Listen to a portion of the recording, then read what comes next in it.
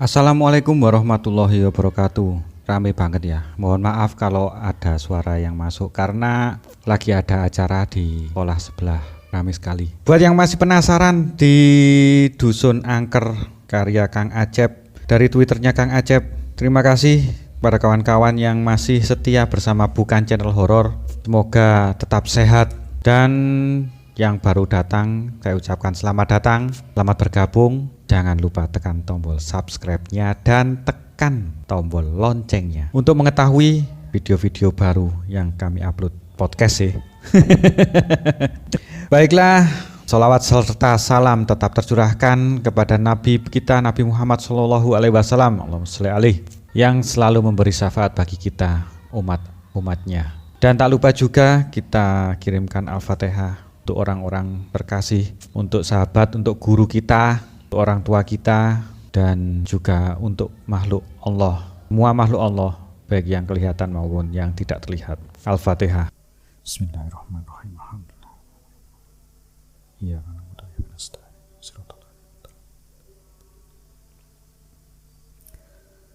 dikisahkan pada cerita sebelumnya yang dahulu, yaitu Arhan yang kerasukan oleh sosok nenek.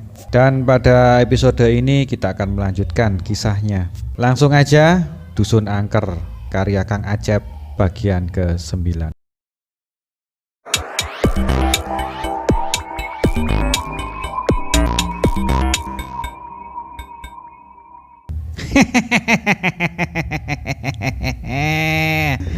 Sosok nenek tersebut kemudian melayang, meliuk ke arah Arhan yang dalam kondisi lemah. Selanjutnya sosok itu memasuki tubuh Arhan, di mana pemuda tersebut langsung beringas memutuskan tali ikatannya. Selanjutnya ia berdiri tegak menghadap ke arah orang-orang Dusun Angker yang kini tengah terkejut melihat kejadian tersebut. Dua di antara mereka lantas maju menyerang Arhan yang tengah dirasuki sosok nenek gondrong tersebut. Mereka menyerang menggunakan senjata andalan seperti parang ataupun tombak ke semua orang tersebut yang menyerang secara bersamaan. Namun Arhan dapat mengimbangi serangan orang-orang tersebut. Sambil mengaum, ia berbalik menyerang dengan pukulan dan tendangan yang sangat cepat. Alhasil seluruh serangannya berhasil menghantam para penyerangnya hingga terdorong keras ke belakang. Mereka pun berjatuhan dalam kondisi terlentang dengan darah meleleh dari mulutnya masing-masing. Arhan yang sedang kerasukan itu tampak menyeringai sembari mengeluarkan suara tawa yang membahana. Orang-orang tersebut tidak mampu bangkit kembali untuk menyerang Arhan. Mereka terkapar tidak berdaya. Sementara itu, sisa para warga Dusun Angker termasuk kakek pembawa tongkat berkepala kobra tampak mundur perlahan sambil melihat dengan mata membelalak ke arah Arhan. Sedangkan Pak Tohar bersama yang lain hanya bisa melihat dengan penuh kekagetan ke arah Arhan yang kini terlihat begitu beringas. Pemuda itu kini sedang terlihat mengintimidasi salah seorang warga yang posisinya berada lebih dekat darinya. Tunjukkan di mana pemimpin para pengeruk tanah itu. Aku ingin membalas dendam kepadanya. Dia telah membunuh cucuku yang tersisa. Aku harus menemukannya dengan tubuh ini. Aku akan menghabisinya. Arhan berkata dengan suara serak semu berdengung, pertanda yang sedang dikendalikan sesuatu yang sangat kuat. Mendadak ia melesat, kemudian mencekik orang yang berada di hadapannya itu. Dalam sekejap sosok menghilang bersama orang yang ia cekik tersebut. Pak Tohar dan yang lain jelas sangat panik menyaksikan Arhan menghilang dalam sekejap di hadapan mereka. "Arhan!" teriak Pak Tohar sembari meronta berusaha melepaskan ikatannya. Dani dan juga Arkim melakukan hal yang sama. Namun orang-orang Dusun Angker yang tersisa rupanya tidak serta-merta membatalkan rencana untuk menghabisi atau mengorbankan Pak Tohar dan yang lain. Terlebih dukun mereka masih ada, membuat mereka tetap melanjutkan rencananya. Kini setidaknya 10 orang dari mereka menyerbu ke arah Pak Tohar dan yang lain serta mengacungkan parang. Mereka menebaskan parangnya ke arah korbannya yang dalam keadaan meronta-ronta ingin melepaskan diri. Mendadak seorang muncul sembari melepaskan beberapa anak panah. Beberapa di antara mereka berjatuhan. "Maaf kalau aku datang terlambat," ucap orang yang mengenakan jaket bertudung berwarna hitam serta bertatahkan butiran berwarna putih. Ia bergegas ke arah Pak Tohar dan yang lain. Ia juga menghalau beberapa orang penduduk Dusun Angker yang masih merangsek ke arah Pak Tohar. mengeroyok orang yang sedang terikat. Sangat pengecut, ucap laki-laki bertudung bersenjatakan panah itu seraya menendang salah seorang penyerang hingga jatuh terjerembab. Setelah ia berhasil memukul jatuh orang-orang tersebut, ia menghampiri Pak Tohar kemudian melepaskan ikatannya. Pak Tohar, sekarang bisa membantu yang lain melepaskan ikatannya. Saya akan mengawasi para manusia haus darah ini, ucap orang tersebut seraya membidikkan panahnya pada sang dukun yang sedang kebingungan. Di balik mimik wajah bingungnya, rupanya sang dukun sedang merencanakan hal yang tak terduga. Itu terlihat setelah ia tiba-tiba membanting wadah mangkok dari gerabah ke atas tanah hingga menimbulkan suara berderak keras. Ketika semua orang terkejut kemudian melihat ke arah wadah yang terlihat hancur itu, dukun tersebut telah menghilang di balik kegelapan. Dukun tersebut telah menghilang di balik kegelapan, meninggalkan orang-orang yang masih dalam kondisi terluka di atas bukit pendek itu. Sementara pria bertudung yang tak lain adalah Pak Ihsan hanya bisa menghela nafasnya seraya menyimpan panahnya kembali. Kakek itu cerdik juga. Sangat tidak masuk akal suara bantingannya dapat membuat perhatian kita teralihkan. Ngomong-ngomong, terima kasih Pak Ihsan, Anda sudah menolong kami. Jika Anda tidak datang, mungkin kami sudah menjadi mayat yang terpampang di atas tiang panjang itu, ujar Pak Tohar seraya menatap ke arah Pak Ihsan yang sedang termangu. Arhan di bawah demit itu. Ini masalah karena makhluk itu tidak bisa dikatakan sebagai makhluk baik meski sudah menjatuhkan beberapa orang penduduk dusun ini, tukas Pak Ihsan seraya melangkah menuruni bukit itu. Lalu apa yang harus kami lakukan, Pak? Tanya Pak Tohar seraya mengikuti Pak Ihsan. Apa kita tidak sebaiknya pulang saja, Pak Tohar? Lagi pula kita tidak tahu Arhan dibawa kemana, jadi kita tidak bisa mencarinya, kata Arkim yang juga turut mengikuti Pak Ihsan. Ngomong-ngomong, di mana Mas Cayut? Ujar Dani membuat semua orang menoleh ke arahnya. Ya ampun, kenapa kita bisa lupa? Kata Pak Tohar seraya berbalik hendak ke atas bukit namun dicegah Pak Ihsan. Dia juga harus dicari, dukun itu yang membawanya. Ucap Pak Ihsan membuat Pak Tohar menghentikan langkahnya.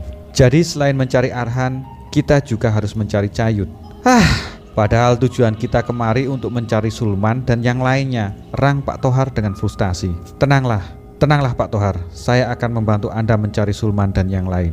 Untuk Arhan dan yang satunya, untuk sementara kalian yang harus mencarinya. Nanti saya akan menyusul jika pencarian saya berhasil atau sebaliknya, tukas Pak Ihsan. Pak Tohar, Dani saling berpandangan, kemudian melihat ke arah Arkim yang sedang menatap ke arah salah satu mayat yang dipajang di atas tiang. Mendadak Arkim jatuh berlutut kemudian menangis terseduh-seduh. Usda, aku tak menyangka kalau dirimu berakhir di sini, di atas tiang ini. Padahal waktu lebaran kemarin kita baru saja bertemu, bersilaturahmi di rumah Abah Sarif. Aku benar-benar tidak menyangka. Pak Tohar dan yang lain segera menghampiri Arkim sembari menatap ke arah mayat yang terpampang yang masih dalam kondisi lengkap. Bahkan wajah mayat tersebut terlihat jelas saat terkena cahaya lampu senter. Usda, saya mengenal orang ini, ucap Pak Ihsan seraya menatap ke arah sosok mayat laki-laki bernama Usda itu. Kenapa harus ada kampung ini? Kenapa harus ada orang-orang barbar seperti mereka? Saya tak tahan ingin membakar dusun ini sampai lenyap. Arkim berteriak seraya menegakkan ke udara. Tenangkan dirimu Kim, jangan berkata sembarangan. Kita harus tahu sedang di mana kita, kata Pak Tohar berupaya menenangkan Arkim. Mereka telah membunuh Usda, sepupu saya yang paling dekat dengan saya. Mereka harus menerima pembalasannya. Arkim mendadak meninggalkan tempat itu dengan tergesa-gesa ke arah gerbang. Arkim, mau kemana kamu?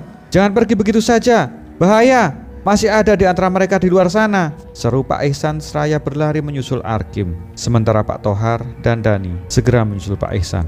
Mereka tampak gempar saat Arkim pergi dengan cepat keluar dari dusun. Kenapa harus jadi begini sih? Apa memang kita harusnya tidak kemari? Gerutu Dani sambil berjalan di belakang Pak Tohar. Tunggu dulu, astaga, kita kehilangan mereka. Pak Ihsan dan Arkim sudah tidak kelihatan. Hari masih gelap dan ini gawat, kita terpencar, kata Pak Tohar. Dani dan Pak Tohar kemudian mencapai gapura dari tumpukan batu di mana mereka kini sedang kebingungan mencari-cari Pak Ihsan dan Arkim yang kini menghilang. Sayup-sayup mereka mendengar suara seperti dengusan dari banyak makhluk yang berukuran sangat besar. Pak Tohar, itu suara dengusan apa ya? Kok saya jadi membayangkan kalau itu suara dengusan harimau, kata Dani seraya merenggut ketakutan. Ia juga tak berani menyorotkan lampu ke arah tempat-tempat dari sumber dengusan berasal. Kita sebaiknya segera meninggalkan tempat ini dan kita harus segera menemukan Pak Ihsan dan juga Arkim. Selalu saja rencana berubah. Tempat ini memang tidak beres. Tukas Pak Tohar seraya beranjak sembari menarik lengan Dani. Mereka berdua berjalan dengan tergesa-gesa. Sementara suara dengusan-dengusan tersebut semakin keras terdengar. Bahkan kini diiringi suara gemerisik dedaunan kering yang terinjak serta semak-semak yang ditabrak sesuatu yang besar. Kita harus lari, Dan, ucap Pak Tohar setengah terpekik saat melihat setidaknya dua pasang mata besar yang sedang melihat dengan garang ke arah mereka tempat beberapa meter di belakang. Lari, Dan, itu harimau, pekik Pak Tohar seraya berlari sekencang mungkin diikuti Dani. Mereka berlari pontang-panting dalam kegelapan dengan cahaya senter-senter yang menerangi jalan. Sementara kedua makhluk itu, sepasang harimau tersebut mengejar kedua orang tersebut dengan kecepatan yang pastinya tak dapat ditandingi oleh manusia. Saat itu baik Pak Tohar maupun Dani sudah pasrah jika harus berakhir di mulut kedua binatang buas itu. Apalagi satu di antaranya, yaitu Dani, tersandung di akar pohon hingga terpelanting kemudian jatuh terguling. Dani, pekik Pak Tohar seraya berbalik ke arah Dani dengan maksud hendak menolong pemuda itu. Namun sial, kedua harimau itu tinggal beberapa meter lagi mencapai mereka berdua. Ya Tuhan, ucap Pak Tohar saat menyaksikan kedua harimau tersebut melompat menerjang ke arah mereka berdua. Lakukan saja secepatnya, tanpa menyiksa kami. Lakukan, teriak Pak Tohar tiba-tiba sambil menyorotkan senternya ke wajah salah satu harimau itu. Mendadak, kedua harimau itu menghentikan terjangannya, kemudian mengaum dengan keras dan saling bersautan di antara keduanya. Mereka terus mengaum, kemudian membungkuk seperti dua ekor kucing yang sedang bersiap untuk menerkam mangsanya.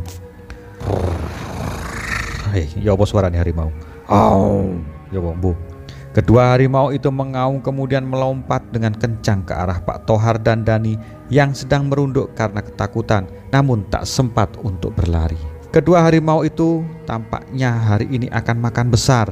Kemudian mereka akan mendapatkan mangsanya yang sangat besar persentasenya. Namun tiba-tiba Dani menarik Pak Tohar, kemudian berlari ke arah samping kiri.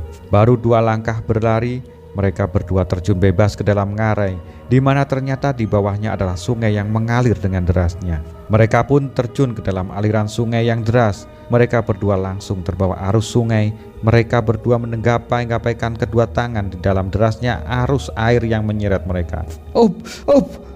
Mereka berdua kelabakan saat air terus menyeret mereka hingga ke hilir ke suatu tempat di mana sungai itu melewati suatu wilayah kota dengan jembatan panjang di atasnya. Sampai di sini dulu ya.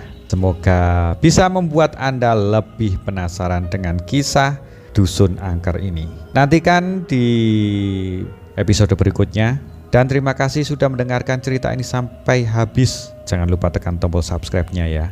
Oke, terima kasih. Sekali lagi terima kasih. Wassalamualaikum warahmatullahi wabarakatuh.